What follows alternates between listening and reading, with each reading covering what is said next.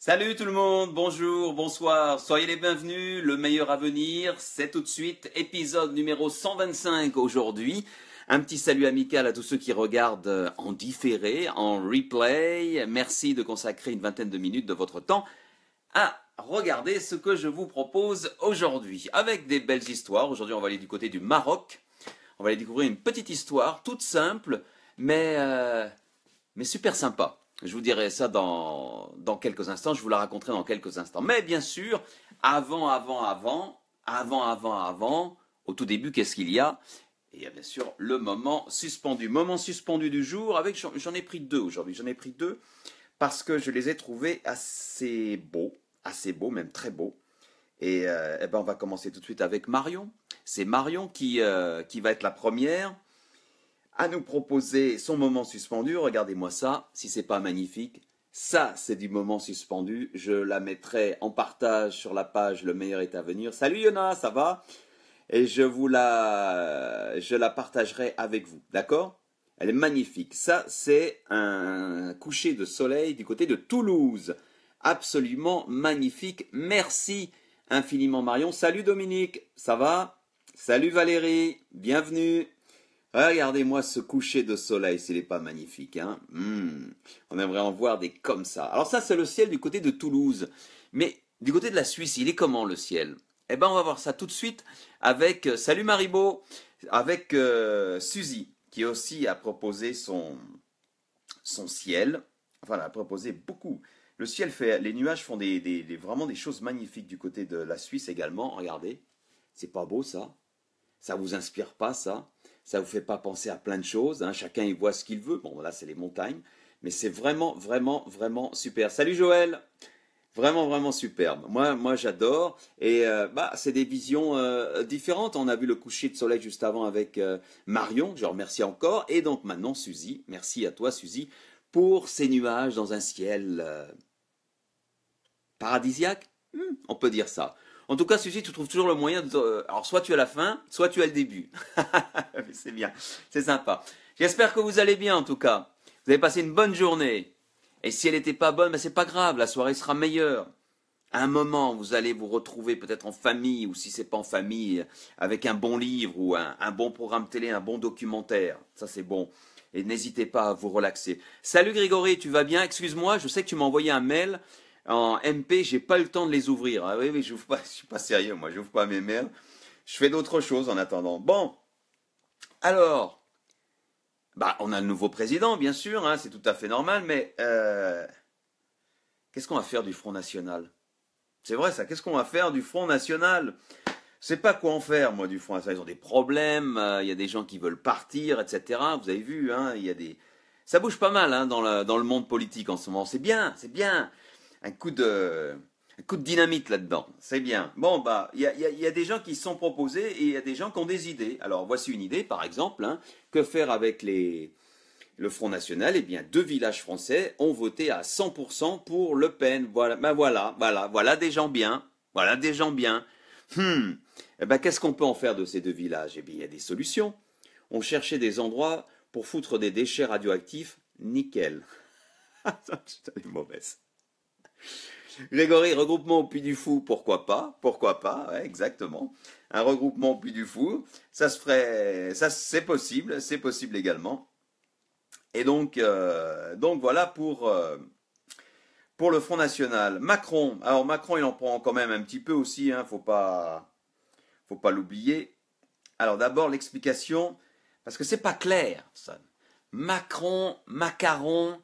Vous savez ce que c'est, hein, les personnes qui ne parlent pas bien le français n'arrivent pas à faire la différence. Heureusement, il y a un guide pour bien comprendre la différence entre macaron et Macron. D'accord? Merci Séverine. Salut Kiahara. Désolé, hein, le prénom, si tu pouvais m'écrire comment on le prononce. Kiahara, peut-être. Tu donnes la pêche. Eh ben j'espère. Hein. Ah, il faut écrire. Hein. Merci Séverine d'avoir partagé la vidéo. N'hésitez pas à partager le direct. Vous pouvez le faire maintenant en appuyant sur un bouton quelque part en bas.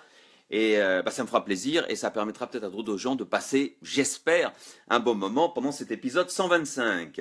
Alors, différence entre... Soyons sérieux. Non, mais soyons sérieux. Différence entre macaron et Macron? Ben voilà la réponse, elle est toute simple. Alors c'est en anglais, hein, je vais vous aider un petit peu. Voilà. Alors les macarons, c'est pour les non français, hein, bien sûr. Alors il y a surtout de l'air dedans. Il n'y a pas de valeur nutritionnelle. Ça vient dans n'importe quel parfum de ce que vous voulez, chocolat, vanille, etc. Tout est possible. Et c'est surtout pour les gens riches, n'est-ce pas? Au Japon, ça coûte très cher un macaron. Demandez à Pierre Hermé, qui est une grosse star au Japon. Et le prix de ces macarons, mais c'est incroyable. Le macaron est à au minimum 3 euros. Un macaron, et pas un gros, hein, je vais vous dire. Et maintenant, quelle est la différence avec le Macron? Eh bien, le Macron, c'est exactement la même chose. C'est exactement la même chose, sauf qu'il est président de la France. C'est-à-dire, c'est surtout de l'air. Il n'y a pas de valeur, c'est ce qu'ils disent là. Et vous pouvez l'avoir à n'importe quel parfum. Et c'est pour les gens riches. Ah là là là là là là. Bon. Et puis il y a des gens qui cherchent du boulot. Qu'est-ce que vous faites quand vous cherchez du boulot? Eh bien, vous allez voir un employeur. Et puis, moi j'adore les macarons. Kiahara, d'accord, merci, c'est noté, Kiahara. Grégory, oui, j'aime bien les macarons, mais au Japon ça coûte cher, même s'ils sont bons. Et donc, lorsque vous cherchez un boulot, bah, vous allez voir un patron, vous lui soumettez un CV, et puis vous allez à l'entretien. Eh bien, il y a un gars, ben, il a soumis un CV à un patron. Regardez. Employeur, employé. Alors, ça, j'ai trouvé ça sur Twitter, elle est géniale. Alors, je vous montre. Alors, c'est Macron qui parle. Je vois que sur votre CV que vous avez démissionné de votre ancien poste pour un projet personnel. Ça a donné quoi? Regardez la tête du Valls. C'est génial. Bah, ça n'a pas été loin, ça s'est arrêté au primaire. Hein. C'est excellent, ça. Ça n'a pas donné grand-chose. Et puis il y a eu des protestations hein, pendant ces élections. Vous avez vu, entre les deux tours, là, il y a eu Greenpeace. Vous savez, qui a déployé une bannière, une immense bannière jaune au-dessus sur la Tour Eiffel. D'ailleurs, c'est incroyable. Ils ont pu déployer une bannière sur la Tour Eiffel. On se demande la sécurité, hein, quand même. Hein. Il y a du terrorisme. On se demande comment ils ont fait. Et en fait, on a mal lu parce qu'on a cru que sur cette grande bannière jaune, il y avait écrit liberté, égalité, fraternité. Hein. C'était une bannière contre le Front National. Non, non, non, pas du tout. C'était pas ça qu'il y avait écrit. Regardez ce qu'il y avait écrit. Resist. Yeah. Greenpeace. Ouais, ouais, ouais, il faut résister. Moi, j'aime bien le feu vert juste en dessous. Je sais pas ce qu'ils font là. Mais en fait, c'est pas ça qu'il y avait écrit dessus. Non, non, non, non, non, on s'est trompé. Regardez ce qu'il y avait écrit sur la bannière de Greenpeace. On dit chocolatine. Ah, Greenpeace est en colère. Hein. Non, mais, non, mais, non, mais quoi, non. On dit chocolatine. Du côté d'Albi, on dit chocolatine. Dans le sud-ouest, on dit chocolatine. On s'en sortira jamais hein, dans ces histoires. Quoi d'autre? Estelle, qu'est-ce qu'elle a partagé, Estelle? Elle a partagé. Effectivement, je viens de vérifier, ça ne sert à rien d'y aller par 4 chemins. C'est 4 fois plus long. Merci Estelle, celle-là elle est bonne, elle est bonne, elle est très très bonne. J'en ai d'autres aussi comme ça. Ah, pour le Front National, hein, ils veulent changer de nom. Et bien sur Twitter il y a des idées. Regardez, Monsieur Mateuil, qu'est-ce qu'il nous propose? On va essayer de dire ça. Au Front National, ils changent à changer de nom. On pourrait les aider. Je propose le Front des Patriotes. C'est bien hein, le Front des Patriotes. Ça fait un acronyme sympa. FDP.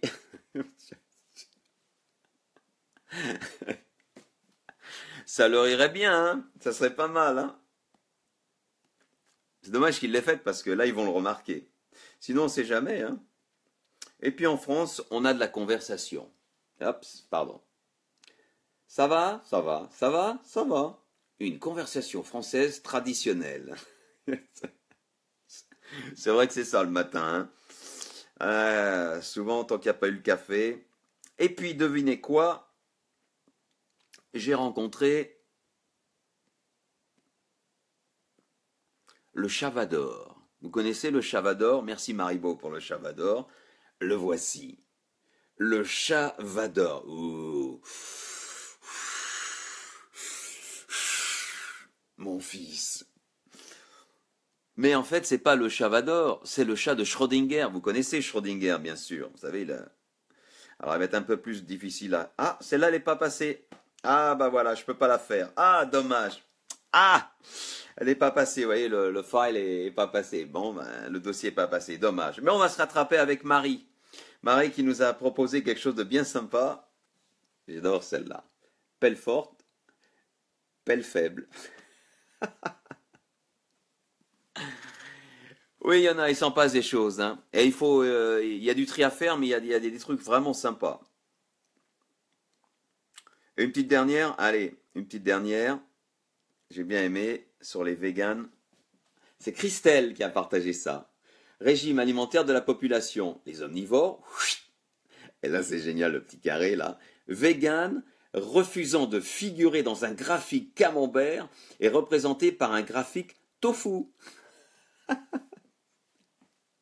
Elle est excellente. Merci Christelle pour celle-là. Elle est très très bonne. Ah ça, je sais pas. Hein. Je suis pas expert des bières, hein, Grégory. Donc, j'y connais rien. J'aime pas la bière, donc je peux pas te dire.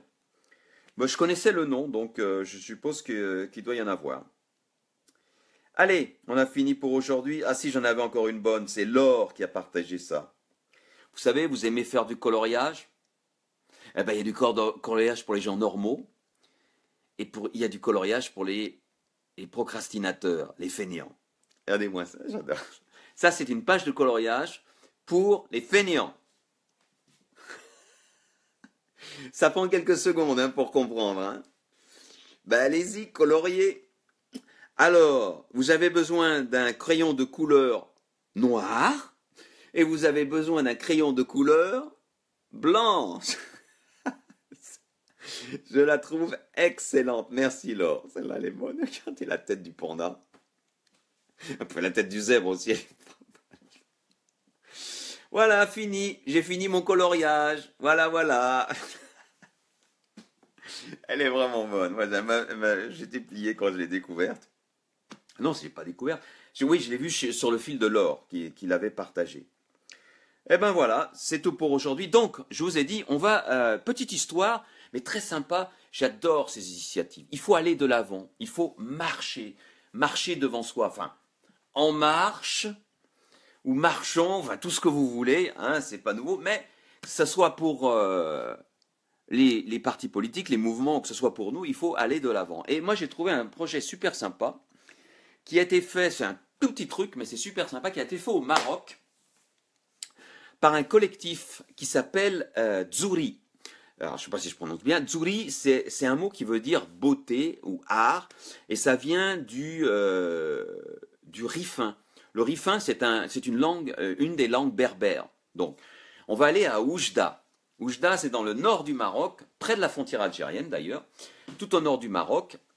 Oujda qu'on appelle maintenant la capitale de l'Oriental, parce que je ne le savais pas, mais le Maroc a été redécoupé. On a fait le redécoupage des régions administratives, et maintenant Oujda est donc la capitale de la région, je crois que ça s'appelle comme ça, de l'Oriental. Voilà, ça s'appelle l'Oriental. Donc Oujda, tout au nord, il fait chaud l'été, mais il fait froid l'hiver, il arrive qu'il neige là-bas, et là-bas, il y a ce collectif de Dzouri qui a une idée, parce que comment, alors la grande question c'est, et tout le monde peut se la poser dans le monde, comment faire respecter les passages piétons? C'est-à-dire deux choses. Un, que les piétons passent sur les passages piétons, et que deux, que les voitures respectent ces passages piétons, qui ne s'arrêtent pas dessus ou qui respectent les piétons qui passent. Et c'est un problème qui existe dans le monde entier. Il n'y a pas qu'au Maroc, bien sûr. Et dans le monde entier, il y a des gens qui passent en dehors des passages piétons, il y a des voitures qui ne respectent pas les passages piétons, etc. Mais alors, qu'est-ce qu'on peut faire? Il y a des initiatives qui sont proposées. Et le collectif Dzouri a une super idée. Moi, j'ai trouvé l'idée géniale. Elle est toute bête, mais elle était géniale. Mais pour faire cette idée, ce sont des artistes. Donc, ils ont fait ça avec de la peinture. Vous voyez où je veux en venir. Mais il fallait des autorisations, parce qu'on ne peut pas peindre comme ça sur les trottoirs, sur les roues, et surtout sur les passages piétons, qui sont des zones privilégiées. Et Fadila, tu es là, et comme tu es rapide, tu as déjà mis le lien. Je finis mon histoire. Et donc, il fallait des autorisations. Ça a pris 5 mois avec la mairie d'Oujda, les autorités, pour qu'ils reçoivent l'autorisation, qu'ils leur expliquent le projet, qu'ils se mettent d'accord, qu'ils décident des dates, etc. Et ce projet, il a fallu le financer. Eh ben, ils ont trouvé du financement parce que ça coûte de l'argent, toutes ces peintures, ces machins-là. Et c'est l'Institut français de Oujda qui a participé et qui a mis la main à la poche pour que ces artistes puissent peindre effectivement ces passages piétons. Mais ce qui est génial, c'est comment ils les ont peints. Alors, je pourrais vous laisser réfléchir un petit peu, dire mais comment ils ont pu faire pour que ça soit original. C'est original parce que c'est lié à la culture marocaine. Et c'est ça qui est important. C'est-à-dire, c'est bien de peindre, mais en plus, si vous le liez à la culture locale, les gens vont encore être un petit peu plus intéressés, et même beaucoup plus. Et je vais vous montrer ce que ça donne.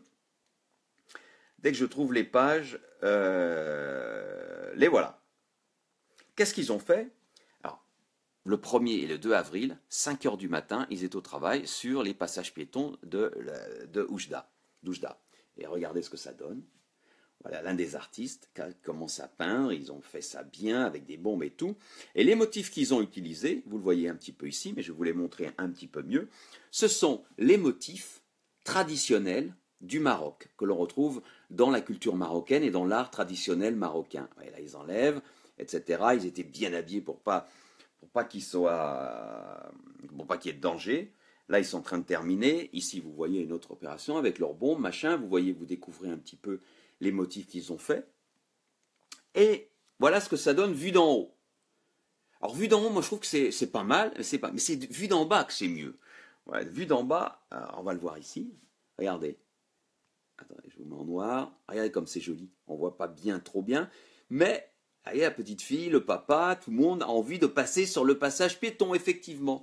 Donc, parce que cette idée toute simple, qui coûte pas trop d'argent, et qui est simple à mettre en place, ça permet plusieurs choses. Tout de suite, on a envie de marcher sur le passage piéton. Donc on sensibilise les piétons et ils vont aller sur ce passage original, en quelque sorte. En plus, les voitures, qu'est-ce qui se passe? Eh bien, les voitures au feu rouge, elles vont pas s'arrêter sur le passage piéton. Vous savez, les gens sont pressés, donc ils avancent et ils se foutent pas mal qu'il y ait des piétons ou pas souvent. Hein. C'est partout dans le monde, ça. Sauf au Japon et en Allemagne. Enfin, je ne sais pas dans d'autres pays, mais moi j'ai connu ça, là, ils font bien attention. Autrement, les autres pays, c'est un petit peu la pagaille. Et donc là, les conducteurs, eux-mêmes, curieux, d'abord, ils évitent de passer dessus parce qu'il y a une connotation culturelle et ils font attention, etc. Donc, ils regardent. Donc, ça permet de libérer le passage piéton. Et donc, voilà. Et tout ça, c'est pour le bien commun. Donc, du côté d'Oujda, maintenant, les passages piétons sont colorés. Si vous y allez en vacances, si vous êtes de passage, allez voir et vous découvrez ces passages qui ont été donc peints les 1er et 2 avril dernier par le collectif Dzouri. Et c'est une super idée que je tenais à saluer. Ce que je voulais dire, c'est petite idée toute simple, mais efficace. Efficace. Je suis sûr que ça a aidé beaucoup de personnes et surtout à long terme à réfléchir sur l'utilité des passages piétons, faire plus attention, etc. Donc voilà. Bravo au collectif Dzouri, donc du Maroc. Et moi, j'espère vous partager avec vous de nombreuses autres idées comme ça. Comme un tapis oriental. Ah oui, Fadila, exactement. Bah, tu connais mieux que moi. Mais c'est ça, ouais. Ça ressemble à un tapis oriental, en fait. On ne sait pas combien de temps va durer la peinture, mais au moins l'idée est là. Et ils ont touché pas mal de personnes, enfin tous les conducteurs qui vont passer dessus et tous les piétons qui traverseront, qui même si après ça disparaît, ça reste quelque part dans la tête. Et on se dit, ouais, peut-être que là où avant on ne ferait pas l'effort, là on fera l'effort de passer sur le passage piéton parce que c'est ancré, c'est une habitude à ancrer dans la tête. Maribo, une excellente idée. Ici, ce sont les cyclistes qui nous foncent dessus. Ah, il va falloir trouver une autre idée pour les cyclistes. Alors au boulot, quelle que soit l'association, quel que soit le collectif ou même individuel, allez-y. Il y a toujours des bonnes idées pour aller en avant, pour aller devant soi, pour traverser les passages piétons. Et puis on va terminer avec la phrase du jour. Ah zut, mon iPad s'est fermé. Avec la phrase du jour. Et une phrase un petit peu longue aujourd'hui. Alors, vous serez sympa d'être... Ah, où est-ce que je l'ai mise? Ah, mais on en a... C'est une citation d'un auteur, un auteur italien qui s'appelait Primo Lévy, que vous connaissez. C'est Annie qui a partagé ça. Je te remercie énormément, Lévy, parce que c'est vraiment une phrase magnifique que j'adore personnellement et je tenais à partager avec vous. Alors, je suis de naissance assez optimiste et c'est en partie délibéré. Optimiste, mais délibéré. C'est, me semble-t-il, un piètre service à rendre au lecteur, à l'humanité, que de lui administrer de fortes doses de pessimisme. Être pessimiste, au fond, cela revient à baisser les bras et à dire que ce monde aille à sa perte. Comme le risque de cette perte est réel, il n'y a qu'une solution, se retrousser les manches. C'est beau. Et côté de pessimiste, Primo Levi, il connaît, hein, parce qu'il a été dans les camps de concentration, il a raconté son expérience après, donc il s'y connaît. L'optimisme, c'est le seul moyen d'avancer. C'est un peu camusien d'ailleurs, c'est très proche de Camus, qui dit même si on paraît que le monde est stupide, même si on n'y croit à rien, eh ben, le seul moyen d'être soi-même et d'avancer, si on supprime toutes les autres solutions, comme le suicide ou la religion, eh ben, c'est d'être optimiste, de faire des choses et d'avancer. Et ben c'est ce que j'essaie de faire à mon modeste niveau, et c'est ce que vous également, vous faites à votre niveau, de votre manière, en peignant des passages Hilton, peu importe, en devenant président de la République, peu importe. Vous pouvez faire quelque chose, vous avez des capacités, vous avez des talents, je vous l'ai déjà dit, je le répète à chaque fois, il y a toujours moyen de faire quelque chose, et lorsqu'on fait quelque chose, après, on se sent beaucoup mieux. Croyez-moi, et vous le savez d'ailleurs, j'ai rien à vous apprendre. Allez, l'épisode 125, c'est fini pour aujourd'hui. Merci d'être resté jusqu'au bout. Merci d'avoir regardé le replay. Et on se retrouve vendredi pour l'épisode 126. Merci, au revoir.